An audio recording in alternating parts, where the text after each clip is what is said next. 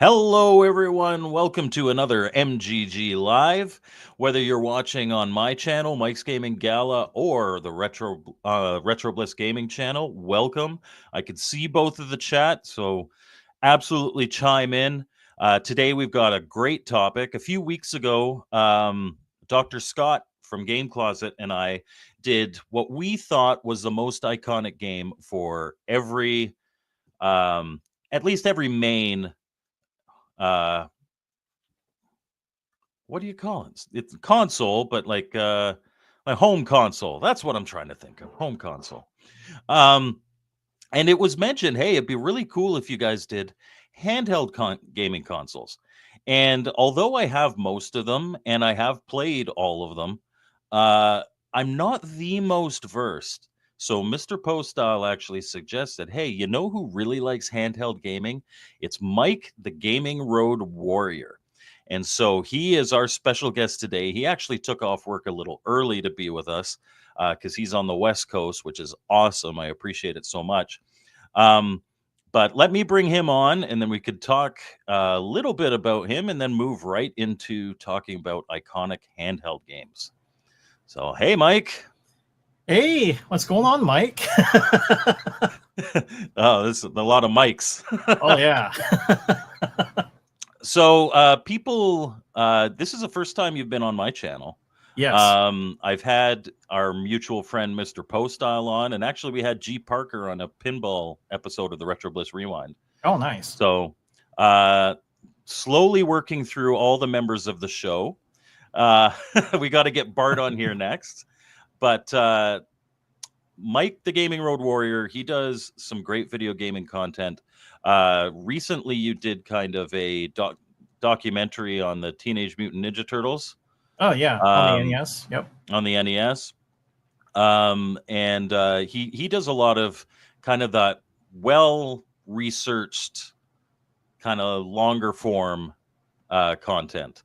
Um, and he is also a member of the show, the first Yep. Sunday of every month. So this coming Sunday actually is September's.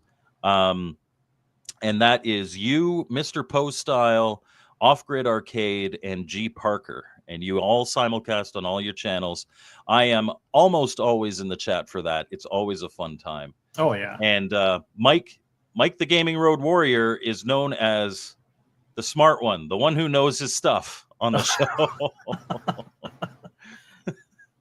Well, I think all the other guys have their strengths. I mean, I'm not well versed in pinball like Bart and Greg, and Yeah. then I go to Poe if I need some advice on what old Poe would do in situations like going out, that stuff. Life lessons, I ask Poe. Yes. Yes. There's yeah, that show has one person for information and three for comedic relief, I think. Yes. Yeah. It makes for a fun time. Yeah. Poe's got the games that I shouldn't play on the Atari. I mean, you probably heard it a lot on your channel with I own them Bliss. complete in box. Some of them are sealed. I've got Oh, Beat 'em and Eat 'em. I've got Custer's Revenge. I've nice. got Jungle Fever. I've got Bachelorette Party. I've got Oh, like the double carts. Yeah.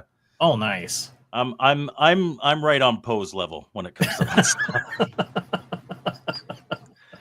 Oh,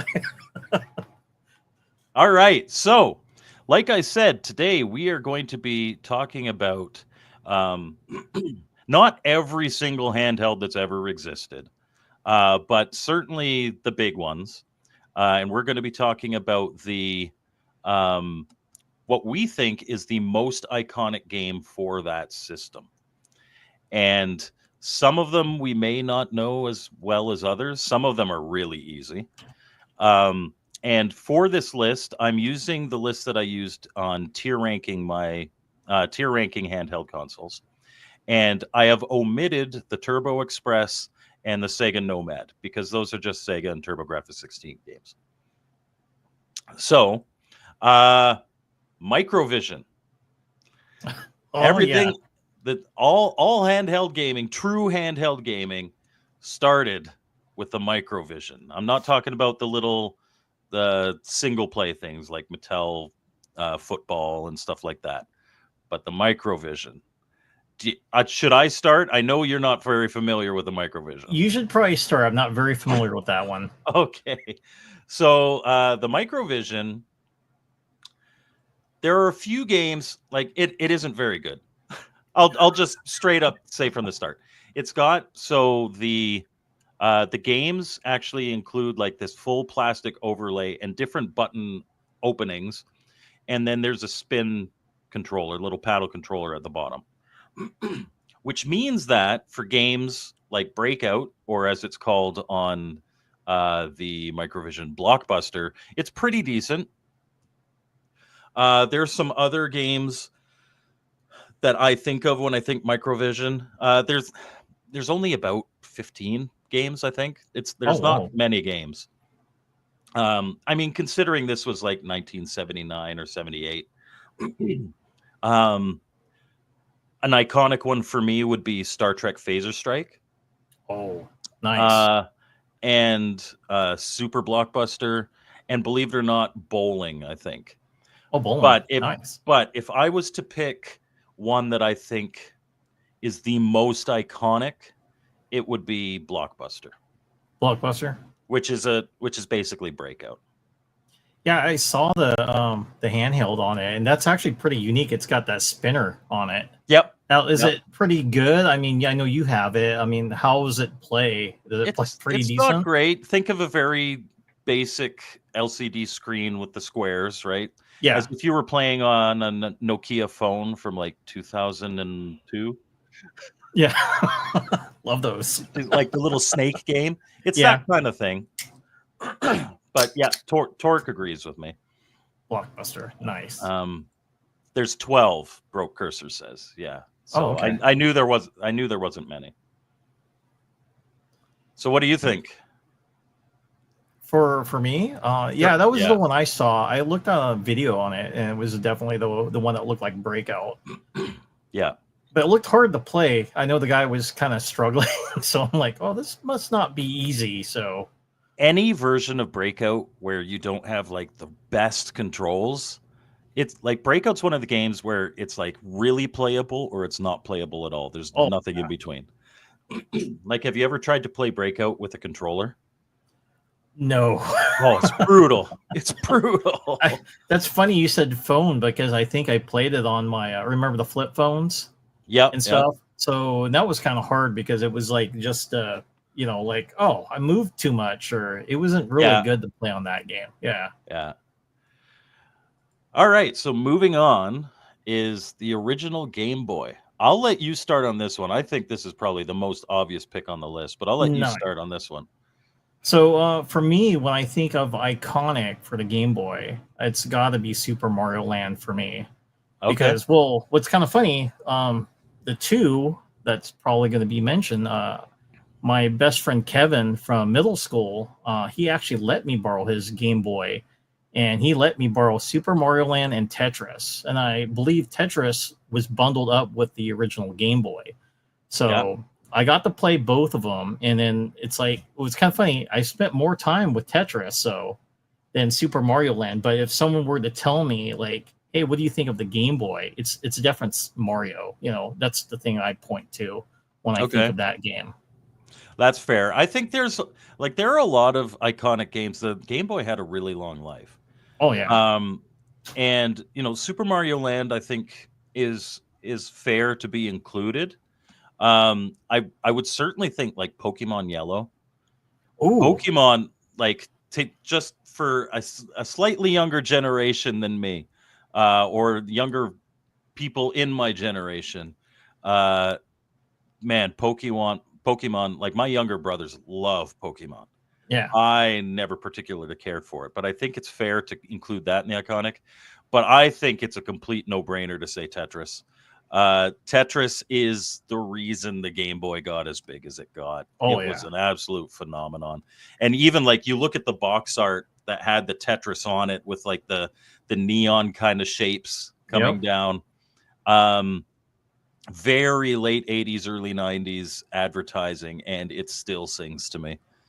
I I think any conversation about, and again, we're not talking the best, although Tetris is certainly one of the most popular games of all time.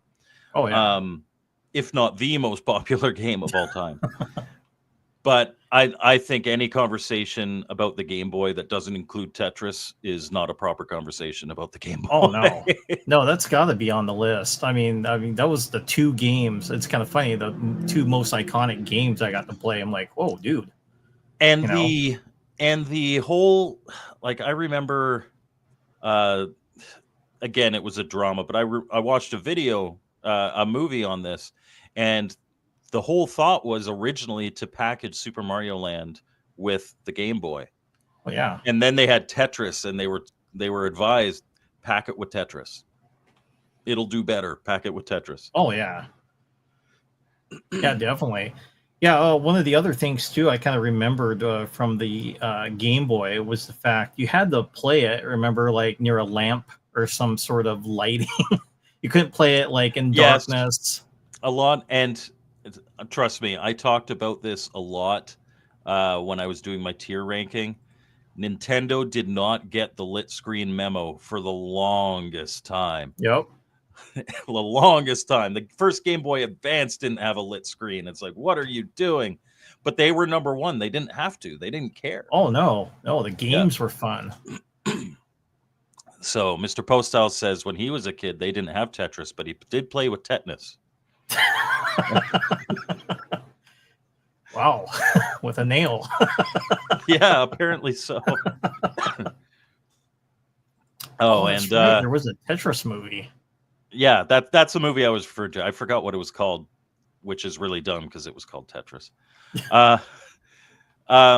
There were so many. Torque says there were so many screen magnifier / front light third player add-ons for the Game Boy.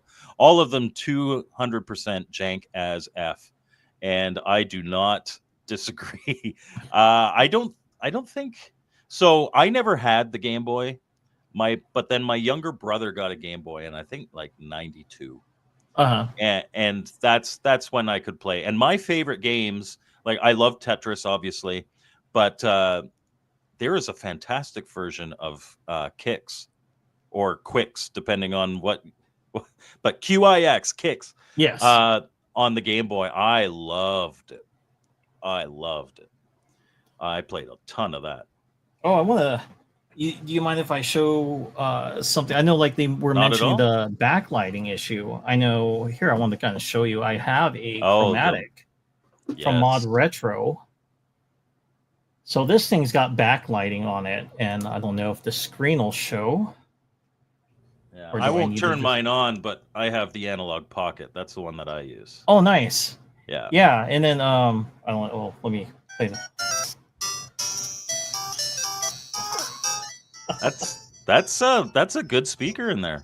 Oh yeah, and I always when I come home from work, this is actually the thing I play for a little bit before I got to do the chores around the house. But I absolutely love because it looked like the original Game Boy, and I've always had really deep love for that handheld because it screamed nostalgia for me. It was the first one I got to play. And certainly, like years later when I went to PRGE last year, it motivated me to like, dude, I need to buy that so I can start collecting Game Boy games again, which I've been, on the hunt. Like I got, of course, like we got Super Mario Land, of course, iconic to play. And we got these two. Another good one was Star Trek. I loved playing because it's like think of Gradius, but with the Enterprise. I'm trying to remember Star Trek on the Game Boy. Is it it's like a Gradius? Side scroller? Yeah, it's like Gradius, but with the Enterprise. I played the heck out of Star Trek on the NES. I beat that game. I love that one too. I'm a nerd, everybody. And then Operation C, such a good game. Yep. There's even good Mega Man games. There's a good version of DuckTales on the Game Boy. Oh yeah. Now I heard Bill and Ted's Excellent Adventures not bad on the Game Boy either. For those who don't think I've played that one version. Yeah, I saw it, and then there was a guy that did a review. I'm like, oh, I might have to buy that. It's like Is it different from the NES? And yeah, it's different. It's like it looked like Mario Brothers from the arcade. Oh, So really? I'm like, Okay. oh, okay, Bill and Ted are in a Mario Brothers game. So that Oh, looks there you go. interesting. I bet it's excellent. Yes. So speaking, here's my transition. This is my Analog Pocket. The reason I really like the Analog Pocket is not just because it plays Game Boy and Game Boy Advance games, but I could put an adapter in and play our next system, which is Atari Lynx. Nice. Why don't you start us off for Atari Lynx? Atari Lynx is a really underrated system. It is a great handheld system. Yeah, the Atari Lynx.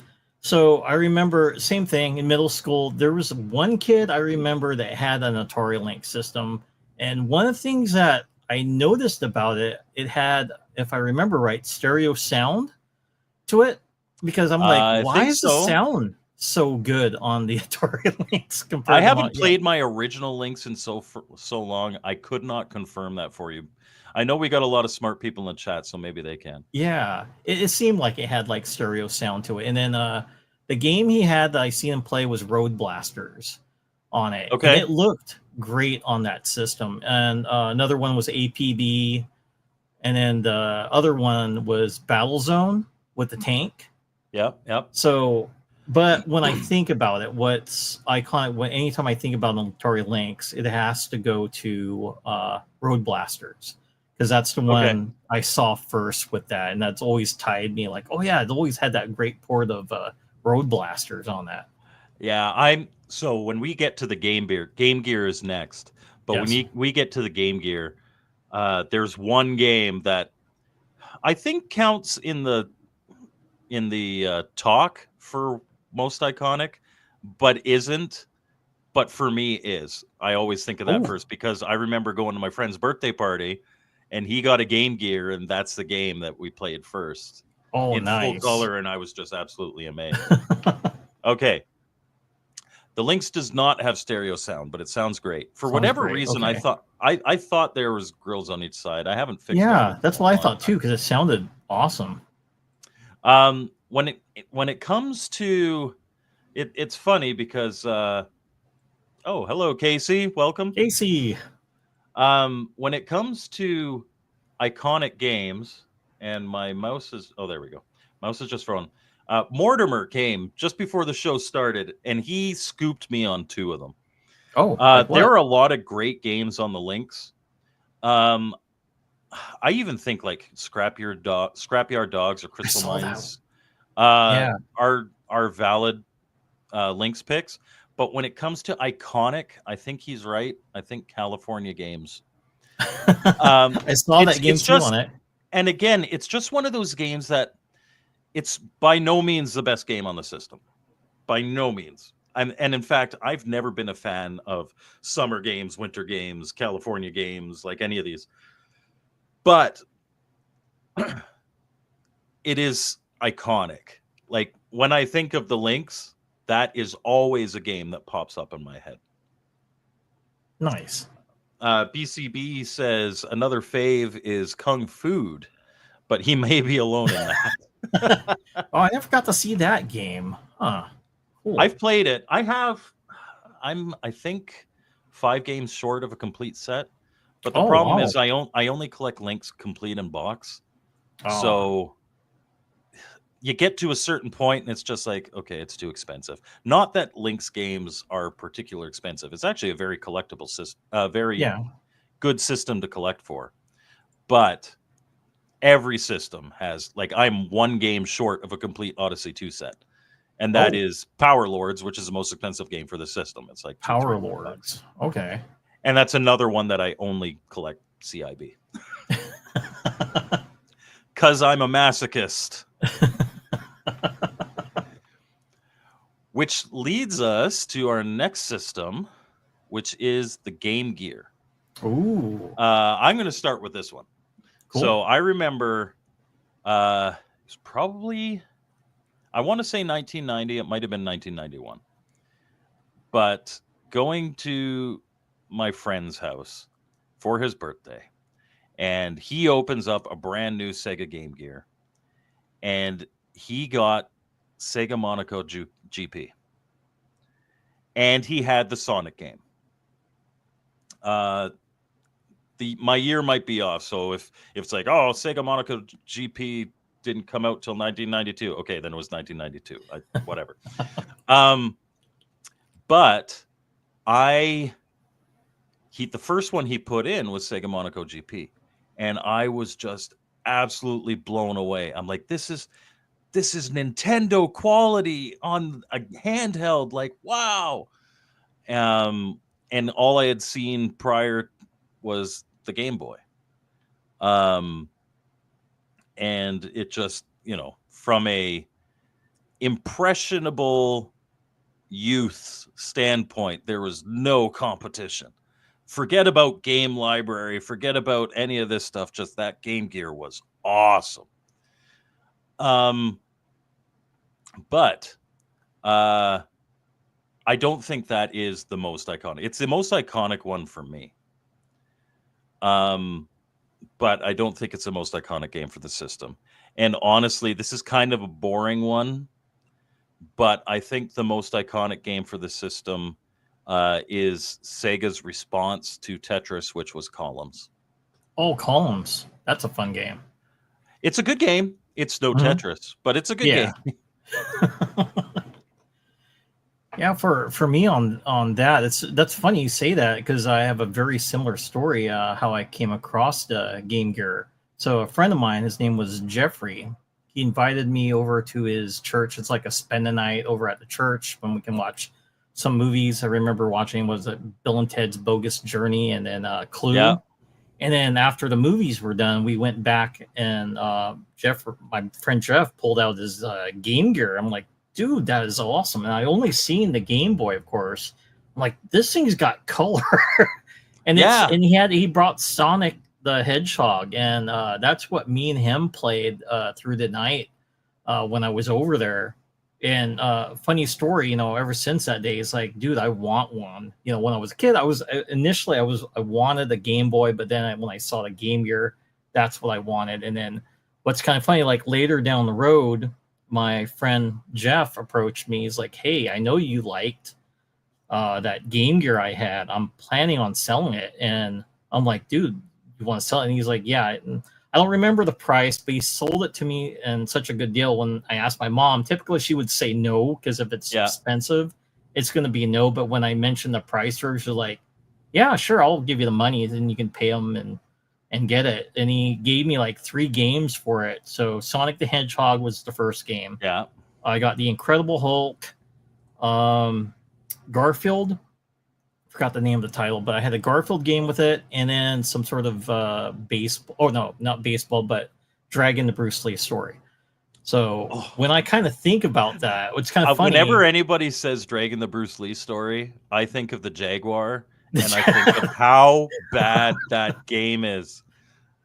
So it's so bad. I used to have a complete in box open copy. Yeah, and I sold it, and then bought a complete in box sealed copy for less than I sold the open copy for, because it is more valuable not being able to play it. Oh, jeez. It's whatever, but still, it was just, I hate that game. Yeah, I think I played it on the Super Nintendo, the Dragon, the Bruce Lee story. I've never played it on the Super Nintendo. Yeah, it's not bad, but yeah, the Game Gear one I didn't particularly like either. So, but yeah, those are the 3. But what's kind of iconic to me, I guess, would be Sonic the Hedgehog, because when I think of Sega, I think of the Game Gear too. I think that's anything Sega. Picking a Sonic game is kind of fair. Yeah. Yeah. So. Yeah, Columns for me. Are we pronouncing that right, though? Isn't it called Jaguar or something like that? Oh, I know Casey's kind of had to correct me on it. Oh, God.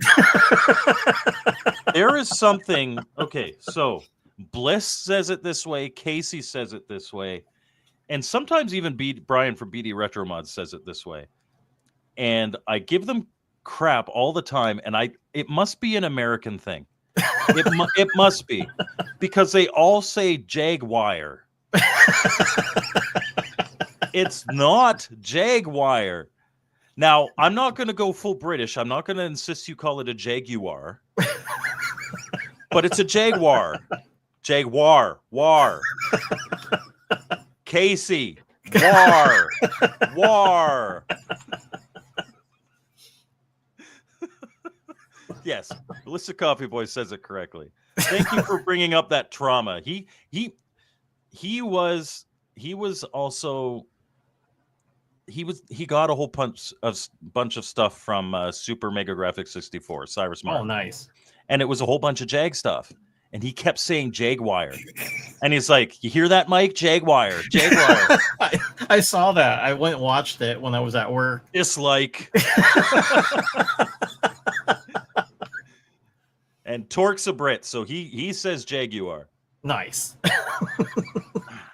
Which is fair. I accept Jaguar. I mean, I have no problem with Jaguar. But it's never been a Jaguar. The animal isn't a Jaguar. The system isn't a Jaguar. Just the car isn't a Jaguar. Stop with the wire. Virtual Boy. Now, Virtual Boy, depending on who you ask, it's either like it isn't really a handheld system. But I consider it to be a portable system, which is why I didn't have it on my home console list. I put it on my handheld list. Why don't you take it away with Virtual Boy? Oh, geez. Okay, I do have a story for this one. I remember, what was it called? Was it KB Toys? They had one displayed, and I remember walking up to them like, oh, dude, this looks so cool. And they had, was it Wario Land on it? So I got to play it. And I know a lot of people are going to be familiar with this, but I think around 5 minutes in playing it, I felt like I was going to throw up in the Virtual Boy. That's fair. I had to stop. And I'm like, why do I feel so funky and stuff? And then I remember the next kid, and he's like, how was it? And I said, oh, yeah, it's such a blast. You should try it. He went, played it for 5 minutes. He got up like, oh, this is horrible. He was like all dizzy and stuff. Yeah. And then we stood in line. There's a girl that was going up next. I'm like, yeah, you should try it. And yeah, she literally threw up in the Virtual Boy. And then of course the guy in the counter is like, oh my God, kids. And then he went over there. And then ever since then, that was kind of funny. Like when we came back to that store, they had it sealed right in a container. And only if you signed a waiver that you weren't going to puke on it, and then you had a parent there, would they let you try it? So they weren't going to. You had a parent there with a barf bag just in case. Yes. But that was actually pretty funny when she puked on it. Like, oh, bro, she really got sick from playing. But I didn't blame her because I was getting to that point too if I kept playing it. Really? But yeah. Yeah. So I have a Virtual Boy. I'd never played one as a kid. I got mine early 2000s. And again, I've got all but two of the games, Jack Bros and Waterworld, which are the two most expensive games. Yeah. And I have never had I've never gotten a headache. I've never gotten anything from it. And as you guys know, because until recently, like I watch everything that Mr. Postal puts out, but whenever he puts a VR video on, it's not that. Like VR games where you stand still, like Beat Saber or Super Hot, I'm totally fine with those. After a while, I will get very nauseous if there's a lot of moving around. But even worse is watching somebody else play VR because you're not in control of what you're looking at. Nope. But I love Poe so much. I watched him and Off Grid and Mrs. Off Grid play the Tesla golf course on Sunday. I mostly listen. But I've never had a problem with that. In terms of iconic games, before I get to that, Derek says, "What am I talking about?" Now, this is in response to the Jaguar stuff. I have never in my life heard anyone in Canada say a boot. I think that most Americans listen to the North Dakota accent and assume that's what Canadians sound like, and then just make fun of that. So you guys don't go look for treasure in subway trains, right? Like Terrence and Phillip? Only sometimes. Sometimes. There are a couple games that I think could be considered iconic for the Virtual Boy. One of them, and the one I'm going to go with, I think is one of the best games on the Virtual Boy. But certainly, I think Mario Tennis is. That's fun. Is something that people think of. 3D Tetris is something that people think of. Not that it's that great, but it's there. But I think Wario Land is probably what I would pick. That's the same for me too. It's the first game that Wario had of his own. And it's a really good game. Oh, if yeah. you can get over the red lights being beamed into your face, it's a good game. Yeah, I had a good time until I started getting sick, but yeah, I should try it. Maybe I'm not so bothered by it now that I'm doing VR with the guys, so maybe it wouldn't bother me as much. Yeah. Yeah. Well, it certainly doesn't move around. It just gives you a bit of perspective. I think probably the biggest issue was the red LEDs. Yeah. And you can get mods. Like if you have a Virtual Boy, you can mod it to be like white LEDs. So it's like a gray thing. Or you can make it blue, or you can make it different colors. Oh, yeah. For eye care. I actually have 3 or 4 Virtual Boys. Only one works. Oh. But the rest of them, like, I need to repair, and I'm considering doing like one of those LED swap mods on it. And I think another thing too, right, Mike? You could play it. I'm not sure if you can like just play it online, so that way you wouldn't get dizzy from that perspective. There certainly is, and actually, because you've got the Quest 3, you and all the guys from the show. The post says, if I scroll back, there's a Virtual Boy emulator for your Quest 3. Oh. Yeah. I play Virtual Boy on my Quest VR. It's actually really cool. So you could just play so it would give you that 3D, and I'm positive as an emulator it would have a de-redding feature. It's got to. Oh yeah. I'll have to try that. But BCB, I mean, I hemmed and hawed between Mario Tennis and Wario Land, rather. I definitely see an argument for either. You're probably right. Mario Tennis probably is more iconic, but I really wanted to pick Wario Land. That's my pick too. I'm doing well. First of all, which mic? We're both doing well. Yes, doing well. So I did not include the R Zone on this list. Thank goodness. But if you've played the R Zone, your eyes are primed for the Virtual Boy. The R Zone was terrible. Ooh. I heard Water Boy wasn't Water World wasn't good. Water World was as good as the movie.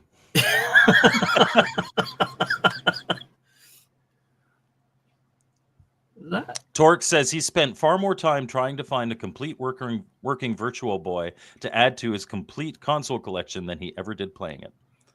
And that's fair. I've got a Virtual Boy complete in box, but I got the box separate. I bought it. It was in one of those Blockbuster rental cases with the Virtual Boy sticker on it. And that's really cool. So that's how I take it around. Oh, nice. And just flash a red light in your face and you're halfway. Pretty much. Now, here we come to the first one that I have very little experience with this one. And that is, depending on who you ask, the Game.com or the Game.com. Because they put the little period in there because, hey, internet is like, because I think it came out in 97? Ooh, the internet is all high tech and stuff. So we'll put a .com in there, but we're the Game.com. Stupid. I'm doing very well, Uncle Frank. Thank you. I have played a Game.com. I do not own a Game.com. Actually, I might, but if I do, it's still in the blister pack and it's somewhere in a box because who the heck wants to play that crap? But what do you have any experience with a Game.com? I seen it, and what it looked like, like if you look at a still picture on it, it actually looks really neat. So I saw one that had like Resident Evil on it, and then the other one was the Lost World. And I'm like, whoa, that actually looks neat. Then I seen some footage of it being Of the played. actual I gameplay? wasn't impressed. So I'm like, oh, no thanks. It's like if your 90s PDA had games on it. Yeah. There's no Yeah. backlighting either, right? On No that? backlighting. Yeah. No. That was pretty. I mean, I'm not going to dock it for that because it's still like Nintendo wasn't doing it. Yeah. And there was a point, I believe in 1998, there was a point where the only competition left for the Game Boy was the Gamecom. No way. Yeah. Well, because the Lynx had long been discontinued, the Game Gear was discontinued, and it's just nobody else. But these guys, they're the ones who did the R Zone. R Zone okay. came before the Gamecom. Yeah, if I remember right from the game.com, weren't they involved with like the Tiger handhelds too? Yeah, yeah. So I had those, and to me, when I looked at that, it's like I'd rather play my Tiger handhelds than the game.com. Which is fair. There's a couple games in there that are okay. And I mean, I'll kind of spoil it first. The Pack-In game, I think, is probably the most iconic game, if you could say there's any iconic game on the Gamecom. Yeah. And it's called Lights Out. And it's Lights one of those ones. It's one of those ones where like you press a square and it turns off, but all the lights adjacent to it turn on. And then you hit another one, and so you're trying to get like all the entire grid turned off. Oh, right. weird. So it's like puzzle game, right? Yeah. And it's a common kind of puzzle game. It's not a great game. It's certainly not a bad game. But I think that's probably most iconic simply because it's the only, like, anybody who bought a Gamecom probably has like 2 games for it and was like, well, I'm not going to waste any more money on this crap. Do you have an iconic game or any thoughts on the Gamecom? No, because I never played it. Like I said, I did see someone play it, and then I couldn't even see the gameplay. He was like, "Look at this fantastic gameplay." When I was watching the video, Lights Out. Like, no, it wasn't Lights Out. I think it was Resident Evil. I'm like, wow, no, so you good. couldn't see the gameplay because it was Lights Out. Yeah, correct. Okay, Wow. well, the next one's going to be a lot easier. I'm going to let you start with this one because this one I actually had a little bit of trouble too, but it's a Game Boy Color. Ooh, yeah, I love that system. The Game Boy Color.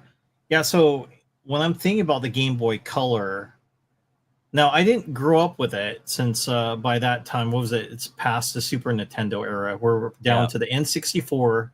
And that came out. We're talking really late 90s. Yeah. We're talking late 90s, like 98, I think. And by that time, most people have gone away from the Game Boy. So the only thing I remembered from it is what's kind of funny, like when I was in the Navy, they were still selling those things. And then I saw like they had Game Boy SPs and then the clearance ones. So it's like, oh, there's a Game Boy Color. But it was neat when I was looking at it. I'm like, no way. I was actually tempted to buy it because he had a game. I have it right here. Dragon Warrior 3. And it's from the NES one. Okay. So same storyline. And that's what kind of, because Dragon Warrior, when you think of Dragon Warrior or like Dragon Quest in Japan, but that makes me think of the Game Boy Color because, when I seen it, it was a package deal. I'm like, dude, I want that. But like I said, I ended up getting the Game Boy SP, but I did want that color. But of course, that's what kind of drew like the chromatic when I got that system is because, you know what, I want to collect some Game Boy Color games too. And Dragon Warrior 3 was the game I had to have when I bought that. So to me, that's the Dragon Warrior game is perfect when you're on road trips, going over, like to a relative's house where all they're doing is gossiping and you're like, I don't want to be part of it. I just want to play my, Game Boy Color. So yeah, that's what I think of when I think of the Game Boy Color. That's fair. Derek instantly goes to Scooby Classic Creep Capers. Oh. Never played that one. Not sure if it's a joke or serious. Coming from Derek, it could be either. It's not SpongeBob, Derek. I think, because again, like back in the day, I didn't play. I was a little too old. My perfect handheld gaming time was wasted, I think, because it was before, like, there was a little bit of that, I guess technically you could call it second gen, like the Game Boy, Game Gear kind of thing. And then I was kind of out of it. And then, especially by the Game Boy Advance, I certainly wasn't playing any of these back in the day. Yeah. But when I think of the Game Boy Color, I think of Super Mario Brothers Deluxe. I think of Legend of Zelda Oracle of Seasons. I think of Pokemon games like Pokemon Gold. And if I was to pick one that I think is probably the most iconic, with the caveat that I am really not an expert, and like I really don't feel qualified to pick one, as if I'm qualified to pick any of these. I would have to go with Zelda Oracle of Seasons. Oh, nice. I think it's one of the first games that I think of on it. I saw that game. That looks actually pretty fun. I might have to pick that up in my collection. I mean, there aren't many Zelda games that I don't enjoy. I am a big Zelda fan, even if I have yet to play Tears of the Kingdom. My son's beaten it. Yeah. Well, it's kind of neat too, Mike, isn't it? The like I know you do like hacks and homebrews, right, on your channel, and then yes, absolutely. What's interesting, Mod Retro even still makes games for it. So if you wouldn't mind, I got Dragonheim. This is nice. It's basically Dragon Warrior meets Pokemon. So the battle system's like how Pokemon would be fought in. And the guy carries a spear, so it's not a sword, but it's a new game that was designed. And then, of course, this game by Joel J. Games, Tales of Monsterland DX. Very fun platformer. Kind of reminds me of Alex Kidd, if you ever played that game before. And what was interesting, I did a short on it, and then the creator actually liked my video. So, nice.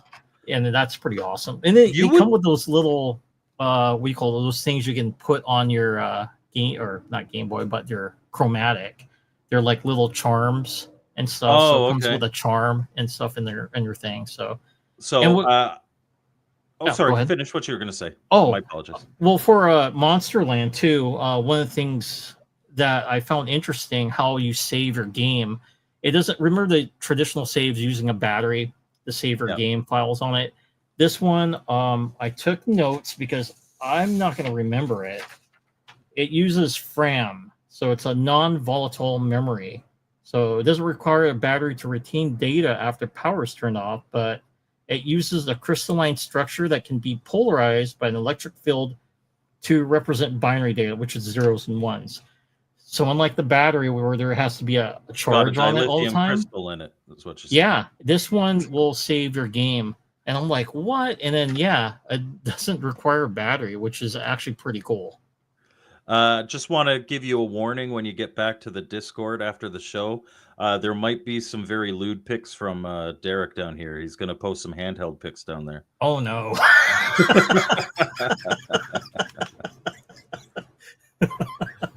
Hello, Mr. Cleese. How are you, sir? Moving on to the Wonder Swan. This is another one that I don't have a lot of experience with. I've played it. I don't own it. Oh, actually, you know what? Because I was so hung up on making that joke about Derek, because it's really fun to make fun of Derek. I was going to mention, I am absolutely astonished at the amount of quality homebrew coming out for the Game Boy right now. Oh, yeah.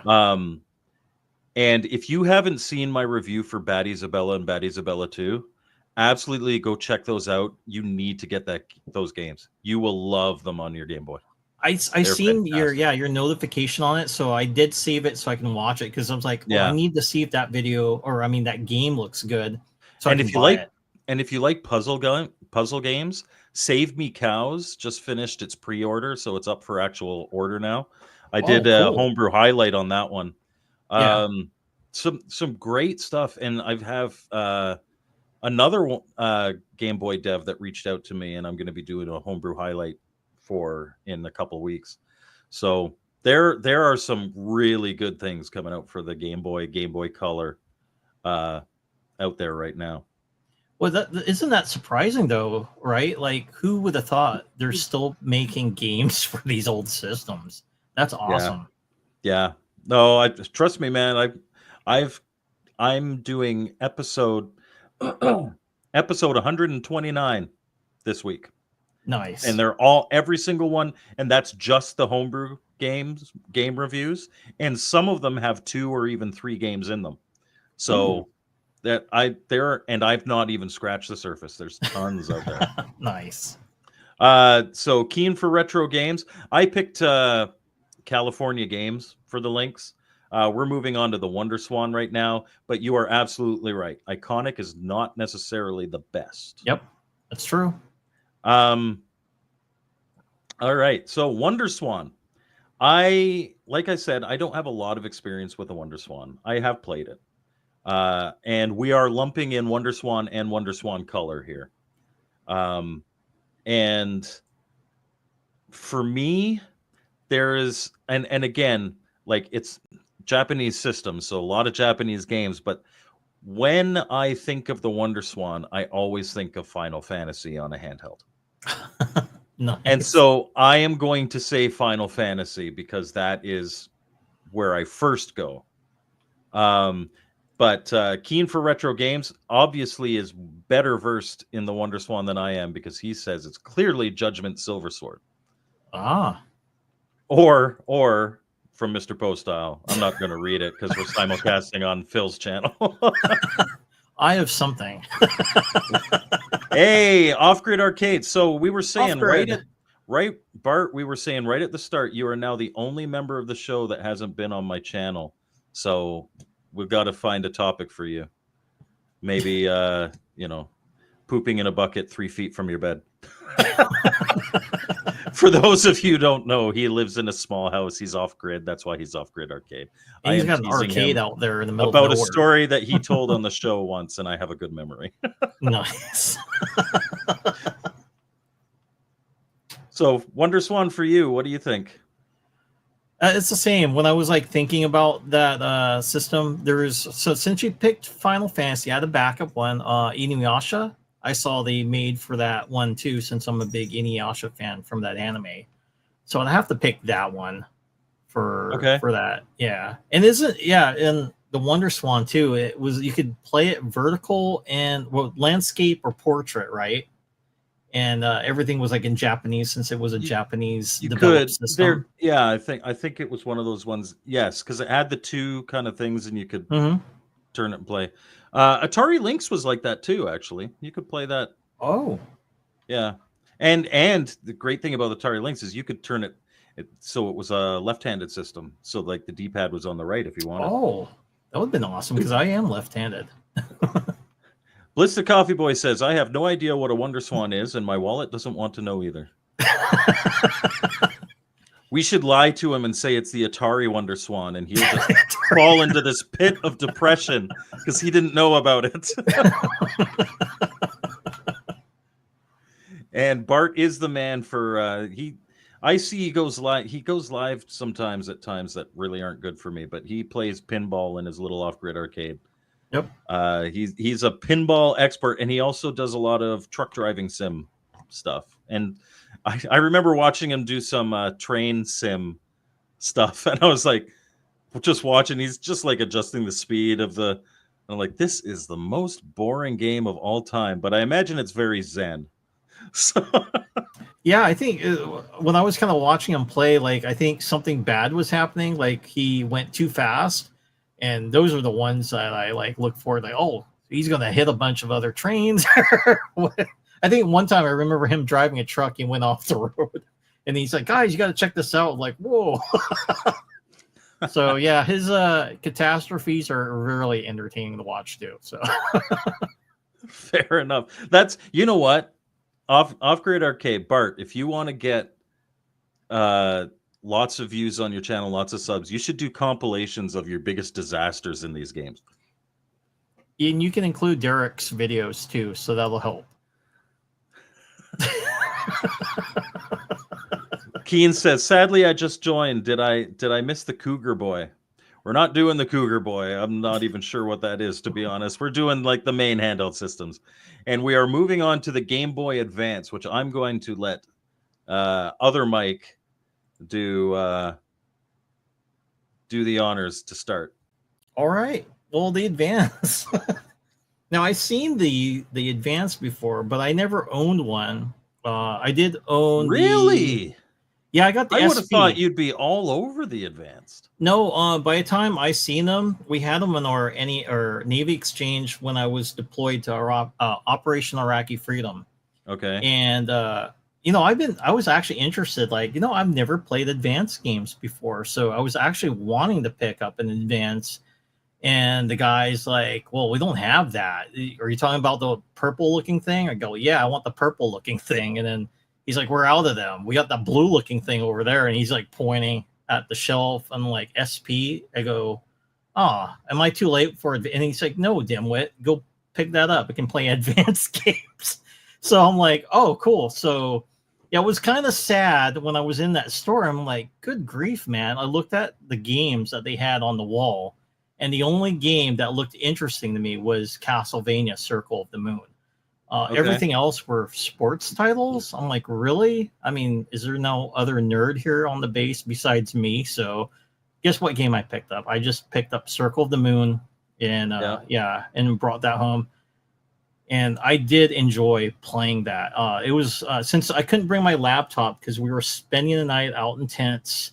And then I didn't want like sand or whatever to go into my laptop. I'm like, well, I need a durable handheld. And I'm like, dude, Nintendo handhelds are durable. I mean, I remember the first Game Boy got attacked by a grenade or something. It survived. When you said that, I instantly went to Anakin. I hate sand. It's rough. It feels coarse on the skin. It does. But yeah, I got the SP to play, and it's basically the Advance, but different looking. But yeah, the what I can tell from it, I know the Advance didn't have the backlighting to it, but the SP solved that problem where you had backlighting for that, which was good for me because sometimes when I'm out, outside and I need lighting, it provided that. If I would have had the Advance, I would have been harder to play. The military didn't provide you with a flashlight. You had to use your Game Boy Advance. We had to use red flat, the red lens flashlight to play stuff. But then that would have brought me back to the Virtual Boy again. So no thanks. And you didn't want to throw up on duty. No, not on that and stuff. So, but that's the only game I had. So I don't know of too many other. I know Pokemon was pretty popular on that, which I was trying to look for when I had that system. But yeah, the only game, like I said, I had on that was Castlevania Circle of the Moon. So that would have to be my pick. That's the only one I know of when I had that. Mm-hmm. I agree with Keen for retro games here. It is such a diverse library that it's hard to. It's like other systems. It's like, oh, I don't really know the library that well. It's hard to pick one. It was hard to pick one because there's so many. Really good games and really popular games. Like ones that come to mind for me, Mario Kart Super Circuit, the two Zelda games, the what else here? Obviously the Pokemon stuff, but like I think though that if the one that I'm going to pick, you could even pick like the Super Mario Advance games. Which are the Mario remakes. But I think one franchise that was started on the Game Boy Advance and I still enjoy to this day, and I know it's not for everybody, but the Mario versus Donkey Kong series. Ooh, I saw a video on that. And so when I think of Game Boy Advance, I think of that. as like I think that's what I pick as my iconic game. It's not the best game. I love them, but it's certainly not the best game on the system. Castlevanias on the system are great. Again, like the WonderSwan, you've got the Final Fantasies on the system. Because the Game Boy Advance was, for all intents and purposes, a portable Super Nintendo. Oh yeah. So a lot of Super Nintendo games were released. You had Donkey Kong Country on it. You had a whole bunch of different things. So, folks here are saying Minish Cap. Minish Cap. So that's one of the Zelda games, and certainly I could see an argument for that. There were some great Metroid games Zero on there. Mission. And Cannabis Kid says the only Pokemon game he likes is Pokemon Pinball, which is fair. I'm not a fan of any of them. Like, I respect the Pokemon games. They're just not for me. I can respect that something is well done for the market it wants and not be in that market. And Mario vs. Donkey Kong was the sequel to DK94, though. Sure, but the iconic name that sticks is Mario vs. Donkey Kong. That's why I kind of call it the start of the franchise there. But and obviously it's taking another franchise and evolving it. But N-Gage. Oh, I think I'll start with this one because I'm pretty sure you've never played it, right? Nope. Yeah. So I've played it. There are two games that I instantly think of when it comes to the N-Gage. The N-Gage was a good idea for the time that came out just a little too late. A good idea if it had come out a couple years earlier and had been executed better. But there are two games on the N-Gage that really stand out to me, and that's Tony Hawk and Tony Hawk Super Pro Skater, or whatever the full title is, and Tomb Raider.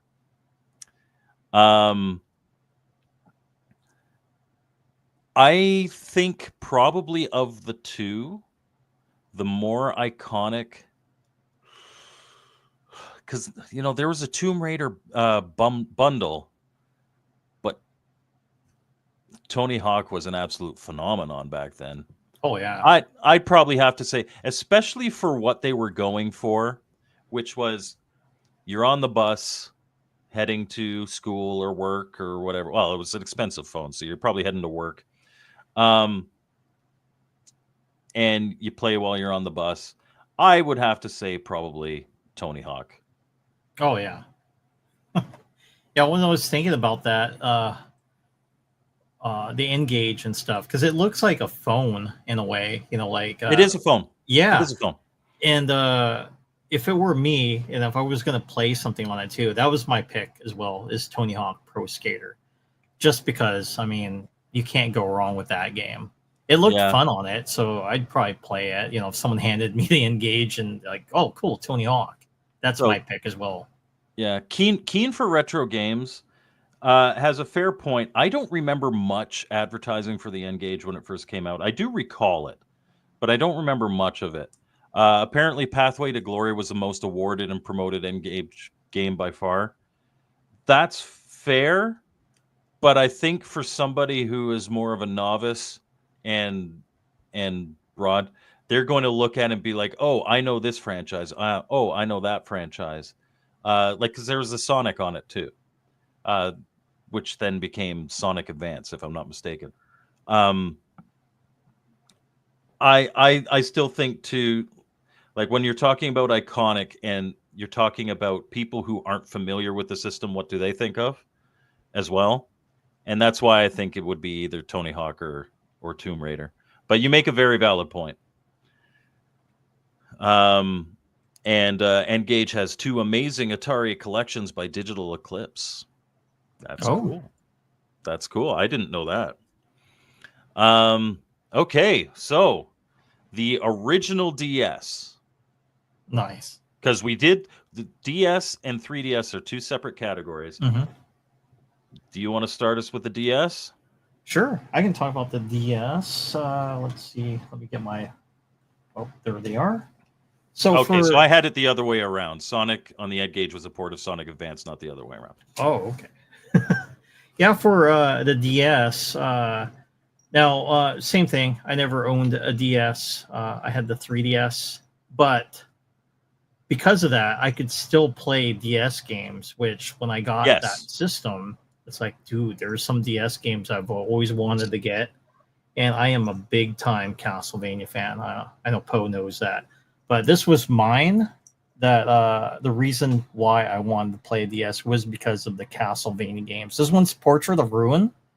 Okay. This has you know, takes place in World War II, and then of course Order of Ecclesia, very excellent game with a female protagonist finally in the game, and then Dawn of Sorrow. I mean, this it's not going to be my pick for my favorite, but when I think about the DS game, everybody seems to go to this game like, dude, you need to play Castlevania Dawn of Sorrow.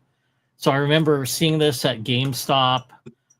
That was like heavily promoted for the DS during that time when I was overseas, but it wouldn't have been my pick. But to me, when I'm thinking about DS games, it's that or this one, Princess Peach, that are one of her first games that you can play with her solo, and using her emotions to her as weapons. Like if you push the anger, she's like on fire, like typically, like a woman being mad, and you can Yeah, burn yeah, yeah, things yeah. around. And then of course if you Hell press hath the no sad, fury.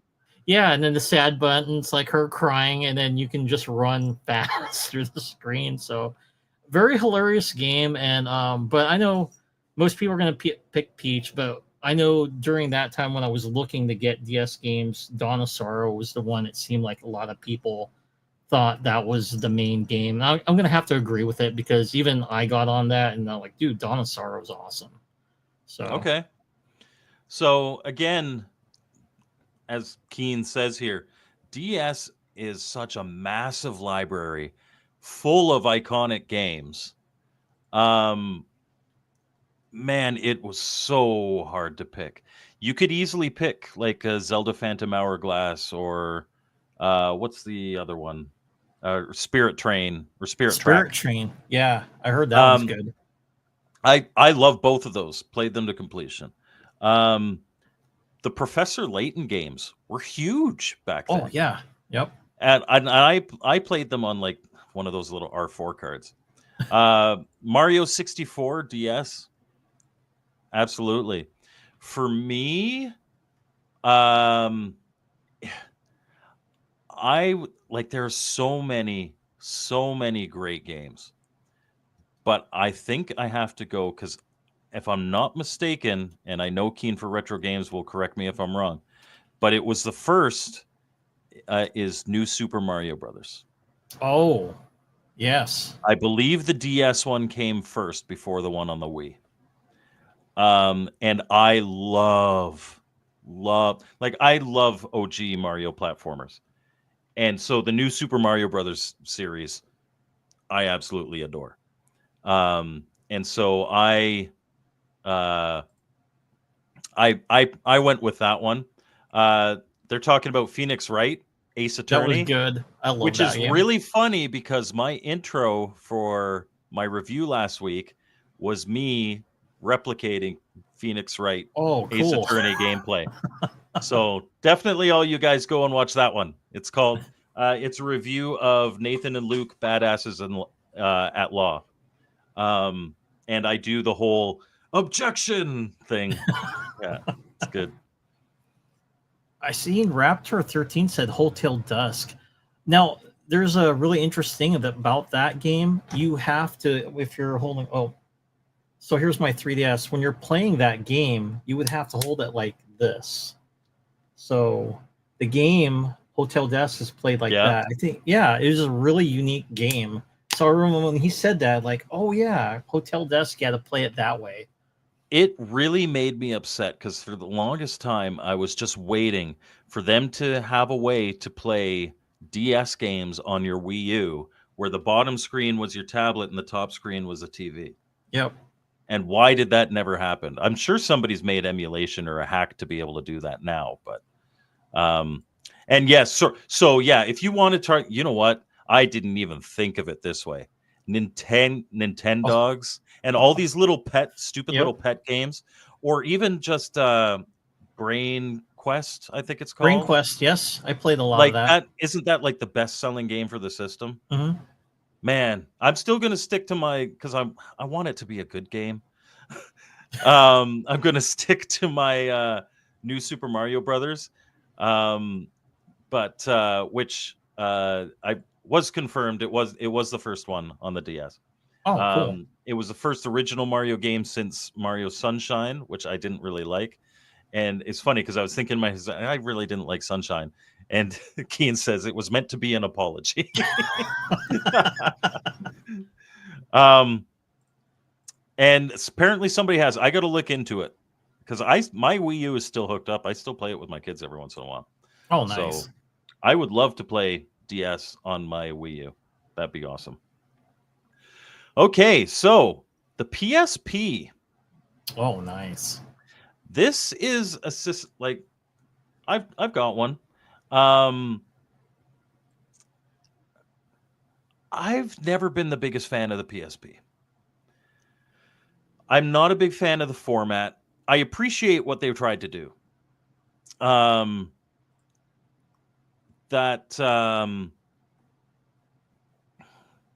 Like putting it on the discs. I have a whole bunch of them. They're all scratched to hell, but to Sony's credit, they all still play. Nice. The UDM or whatever they called it. I hate that little metal thumbstick nub thing. Oh, the nub. But there are loads of great games. The Metal Gear games on there are pretty decent. Yep. But I always thought that for my money, what I loved the PSP most for were arcade-style racing games. So I picked Burnout Paradise. Oh, such a great game. I love that game. I love the entire Burnout series.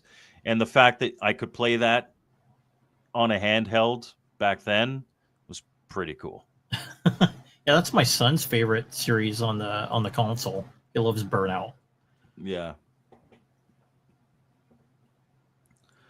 So how about you? For me, I actually wanted one. I remember seeing them being sold, but during that time period, I was more into consoles, so I kind of given up on handhelds.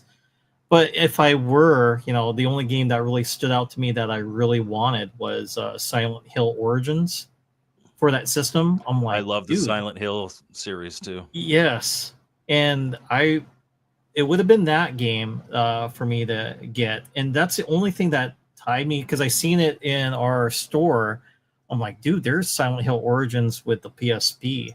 Yeah, and but I'm trying to think. I don't think any other iconic games. I think Resident Evil came out for that system. The Third Birthday, I was really interested in getting it until I heard was it like a magazine review saying it was like a really bad game. And that's for those of you who don't know what the Third Birthday is, it's a Parasite Eve 3, I believe.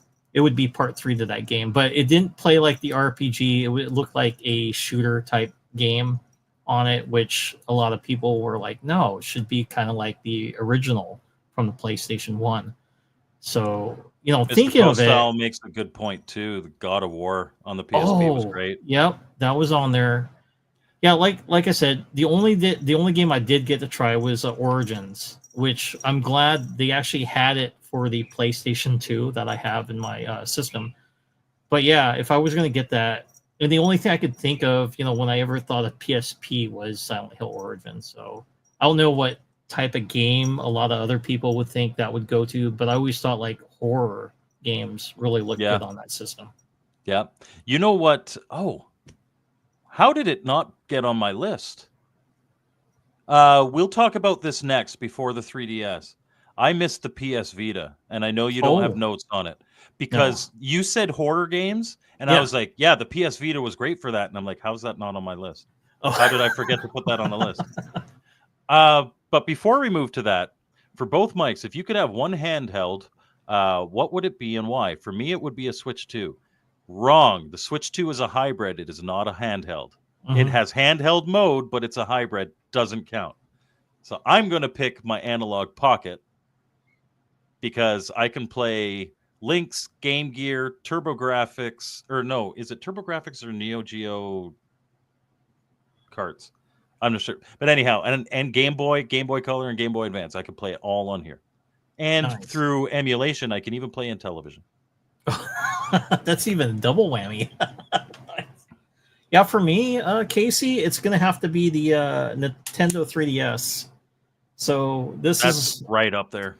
Yeah, this is actually my favorite. I know, like, when I went camping, I know when you guys saw me during my camping trip during our live stream, I brought this. I mean, I know, like, my son was kind of wondering, like, why didn't you bring the Switch? I'm like, if I'm going to play the Switch, it's going to be on the TV. But if I'm going to play handheld, it's got to be the 3DS. I'm kind of regretting my choice now. 3DS would have been a good one to pick. Oh, because you can hack it to emulate all this stuff too. Yes, you can hack it too. That's correct. But yeah, the 3DS I still bring around. But it was sad. Nowadays, I don't get a lot of other people who remember Mii's that you would walk around. That's the thing I kind of miss. And you would collect them on them. So yeah, Casey, it'd be the 3DS for me, XL. Oh, and okay. So he meant original. So I'm going to say 3DS as well. Okay. Actually, you know what? I'll be unique. I'll say the 2DS. There you go. That's my favorite format. That's my favorite format to play 3DS on. Nice. It doesn't have the 3D, but whatever. Do not trade a 3DS for a Switch. Worst mistake of my life. The Switch is great, but I don't think, like, they're not mutually exclusive. You should have both. Yeah, exactly. And a lot of people saying favorite is a Game Gear. Switch Lite counts because it's only handheld, so Switch Lite counts. So we got picks. Keen for retro games is a Lynx. Second favorite is Game Gear.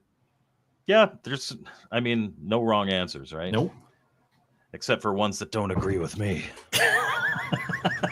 So this is throwing you a curveball because I know you made some notes. So if you don't have an answer for this one, that's okay. But PS Vita, what do you think of it? There was a horror. No, I was thinking that you were going to talk about that, but there was a horror game on it. It was an overhead with a little girl with ghosts in Japan. I don't know the title, but that's the one I wanted for the Vita. And I've seen it advertised. I don't know if you remember G4 back on TV. So that's how I got to know about the Vita. I'm like, dude, that looks so fun to play. But yeah, I can't remember the name of it. But you're right. There was a lot of horror games on the Vita.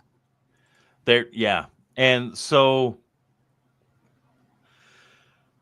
yes, I loved the Telltale games on the Vita. The Walking Dead, The Wolf Among Us. Oh yeah. I actually I did not like Assassin's Creed 3, the one that's like in Revolutionary America. Yeah. Not necessarily. Because the whole point of Assassin's Creed is I want to jump on big medieval buildings and stuff. I don't want to run through the woods, right? I got God of War to run through the woods. In Assassin's Creed, I want to climb the Basilica or whatever.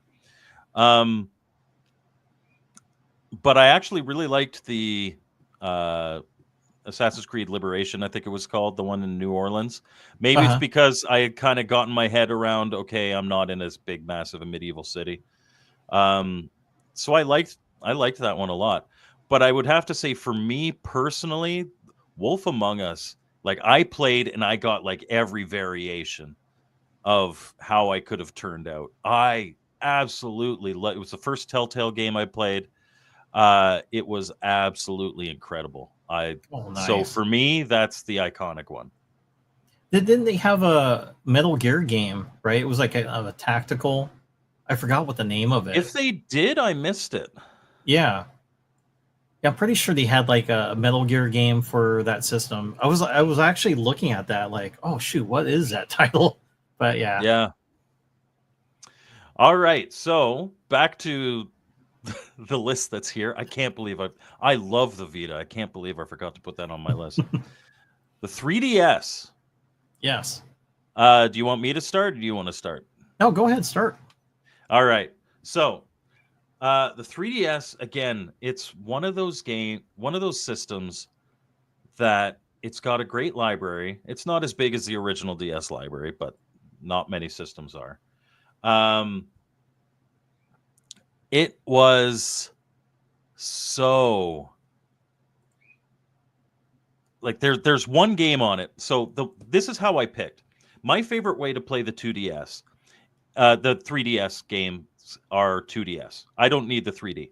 But there was one game that I had to play on my 3DS XL because it was so good that not only did I play and beat it, I 100%ed it. And that is Super Mario 3D Land. Oh, good pick. I beat every single level with both Mario and Luigi. I got all the stars, and I had to land on the top of the flagpole at the end of every single level. Oh, nice. Such a phenomenal game, and your reward is you get to play one extra level that has all these coins that you can jump and get that spell out like thank you. It was phenomenal, and so that is my pick. There are certainly other ones, but that is my pick. Oh, nice. Yeah, mine's gonna be different. I was gonna pick that one. It's kind of funny when you mentioned that because that came bundled up when I got my 3DS. I bought it during Black Friday at Walmart when I stood in line, and it came with the Mario. And then later down the road, that one ended up with my son. So he had my blue one that I got during that Black Friday deal because I saw they had the Legend of Zelda Hyrule Edition, which is this one, the XL. Yeah, and I had to have I got it that one too. I also have the Majora's Mask one. Oh, the Majora Matt, that one's good too. That one's pretty sweet. But yeah. Oh man, ever since I got this games, I remember playing, which I got like Luigi's Mansion, Dark Moon, favorite of mine to play with it, and then a horror game. Yes, they have horror games on the Nintendo. Corpse Party. One of the most graphic and gory style games I've ever played on it, and it looks kind of like 16-bit Final Fantasy. It has that top style, like the 16-bit with the characters and stuff, and then you gotta avoid the ghosts, otherwise they will kill you in the game. But the reason, I mean, when I think of what's iconic for the 3DS, what sold me was this one, the Fire Emblem Awakening. Like you 100% of that. That's cool because this is the one I kept playing until I beat the game with all the characters. I fell in love with all the characters on the game, which is weird because I don't get too heavily invested. Like when I play an RPG, I do like the storyline, but I never imagined like I was concerned about leveling up everybody on this. I'm like, who has time to do that? But yeah, when I came home from work, and like, oh, I got to work on this, or I got to fight on this level, because it's basically like a giant chessboard, and you have to strategize how you're going to beat the other army on the game. But yeah, I 100%ed that game, and I bought the rest. What's kind of funny, I bought the other Fire Emblem games, and I have them sealed because right now I'm trying to beat Stellar Blade, which is another RPG. Until I beat that, then I'm going to work my way towards the other games. But yeah, Fire Emblem, that's what I think of. So Bro Cruiser is asking, have you tried other RPG Maker horror games? Stuff gets more crazy. Because I know you're into horror games. RPG Maker horror games. No, I've never tried that. And Broke Cursor, that's my son. Oh, there you go. Yeah. Well, hello, the young gaming road warrior. There are so many great ones here. I didn't even think so. I always I played this on the Wii U, but Captain Toad, great game. Obviously, there are tons of iconic Pokemon games. Mm-hmm. What else here? I didn't even mention Link Between Worlds is an awesome Zelda game. Yep. I wasn't a big fan of. Well, actually, my son really liked the Ocarina of Time and Majora's Mask. He Oh, played them on the Majora's DS. Mask is awesome on it. Yeah. Yeah. So, or as Mr. Posthouse says, Mangina's Mask. Don't tell Bliss I put that up. All right. Last but not least, we got to wrap this up. The Playdate. The Playdate. I'm including the Playdate. Do you have a Playdate, sir? No, I don't. I know what it is though. That's fair. That's fair. I wish I played this thing more than I actually do. It does not have a backlit screen, but it's a very good non-backlit screen. I'll just say for this one. So you understand that the way that you can sideload games, and I've got lots of sideload games. You hop onto itch.io, and there are tons of games for free and for paid. But the actual games from Playdate come out in seasons. Oh. And the first season is free, but it's like week 1 you get a game. Week 2 you get a game. Week 3 you get a game. And so that week 1 you are playing a game called Whitewater Wipeout, which is a little surfer game. And you take this and you guide your surfer on the wave with this. It's not great. Some people love it. It's not bad, but it's not great. And quite honest, like there are some great games later in the season that I didn't realize were even there until months later, because I hated the model of I get one game a week and I have to play that game.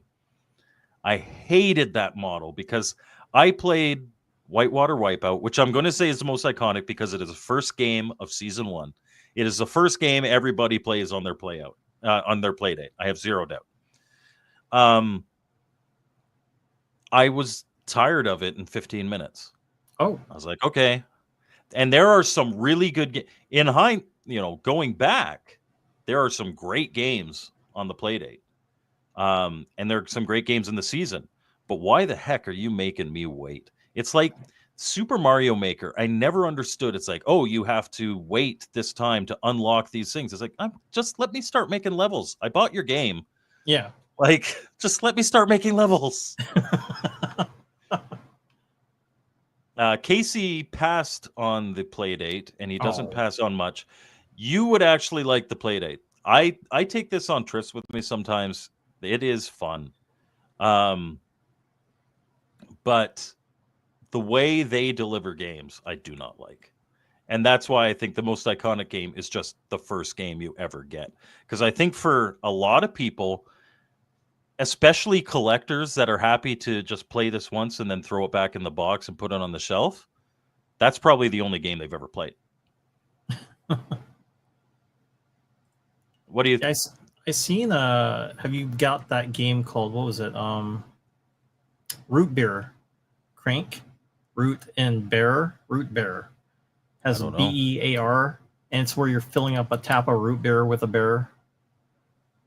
No, I've got Ratcheter, I've got 360, I've got Spellcorked, Inventory Hero, Sasquatchers, Snack, Up in Smoke, Gaudius, Saturday Edition, Star Sled, Questy Chess, Executive Golf, Zipper. Zipper's a good game.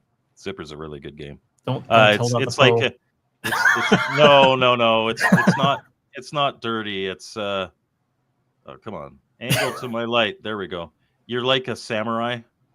Oh, cool. And you like you kind of zip through. Yeah. Hyper Meteor, Demon Quest 85. Oh, that sounds cool. Flipper Lifter. There are some good games. Lost Your Marbles, Boogie Loops, and then of course Whitewater Wipeout. Nice. Do you have a Rubber Ducky? The Rubber Duck game or something? I think it's called Ducky or something like that, or the Duck game. I'm not sure. I have a whole bunch that are side loaded as well. So. Oh, cool. So how many games can that store? A whole bunch. It's a pain putting them on though. You have to go through their website. Okay. And you have to like you give the website, like you create an account and it links to your thing wirelessly. There's no SD slot, there's no anything. There's a USB for power, but you have to Oh. load games through the website and then you accept it here and it uses the Wi-Fi. Oh, okay. So I like it. Um but I don't like the game delivery system. And so I think the only game that I could possibly say is the most iconic would be that first game.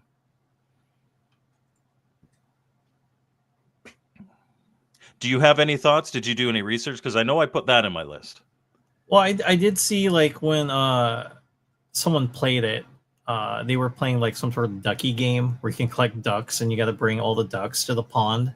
And then the Okay. other one was the root beer game. I'm like, oh, that kind of reminds me of root beer tapper, but you operate the crank on filling the root beer, then you got to go the opposite direction and you have to stop at that line and you get a lot of points, but you got to move the root beer along on that. I'm like, dude, if I got that game, that's probably the one I'd want to play.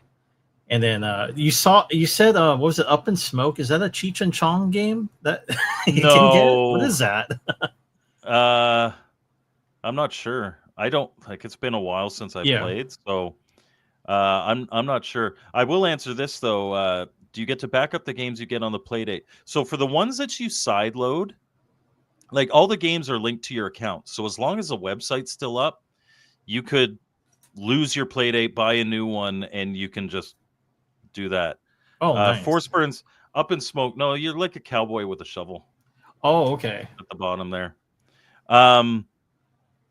But so it's not like if this dies, everything dies with it. And for like the ROMs that I pick up on itch.io, I save them on my computer and I upload them to their website to then send it to my Playdate. So I have backups of those. Nice. Yeah, so the Playdate came out, I want to say 4 years ago, 5 years ago. It's small. I've looked recently. They're a lot more expensive now than they were for pre-order. And I'm not entirely sure if I'd recommend it. There's some great stuff. And there is Playdate emulation as well. But the whole gimmick is that it's got this little crank and it's a new way to play games. So you can like control your things like this. And it is a gimmick. I usually prefer games that just use the face buttons, but some of them feel pretty good. Nice. Anyhow, that concludes what we think are the iconic games for all of these handheld systems. We certainly covered all the major ones. I know we didn't do every handheld system ever made, but we certainly covered the major ones. I want to thank you, Mike, for being on the show. Do you have anything you're working on you want to plug before we go? Oh, sure. Yeah, I'm just still working on my Parasite Eve video. So that's the one I've been working on and taking notes. Because, like when you're playing the game, you got to kind of like, well, did this kind of bother me or what can they improve on that game? So I know it's long. Like PlayStation games, that's why I kind of like don't like doing them because they take a long time to beat. But in a way, once it's done, then I'll look back like, oh, that was actually pretty fun to do in the long run. Well, and you also, your videos are very well researched and you go through everything. So thank you. There is a link to Mike's channel in the description. Also, don't forget the show this Sunday at 7 p.m. Eastern. Yep. I'm almost always in the chat. I will be this Sunday. And that is the first Sunday of every month they do that. And that's, four good friends. We've got Mike, we've got Mr. Postal, we got Off Grid Arcade, and we have G Parker. And it's always a fun time. Yeah, so that's us. Next week, we will be doing a Retro Bliss rewind. That is right. Phil will be back.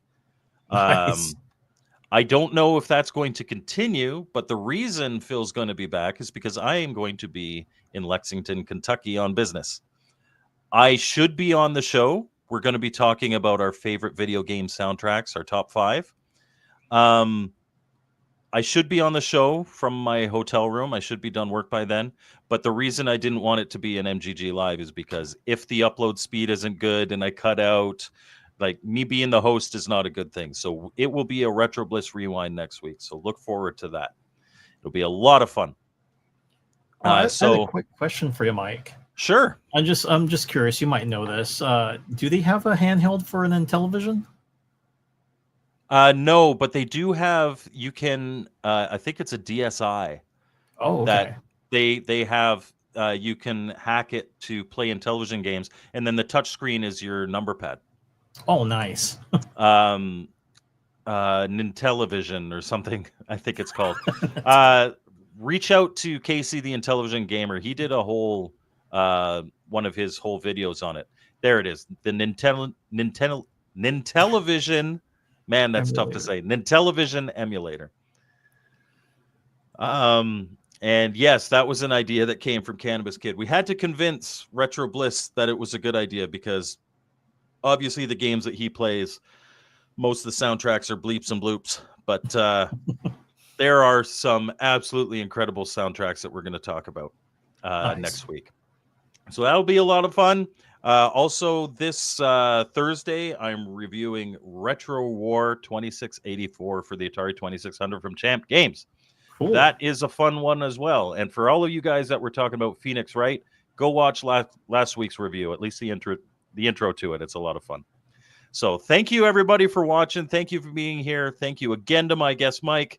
And we'll see you next time on Mike's Gaming Gala.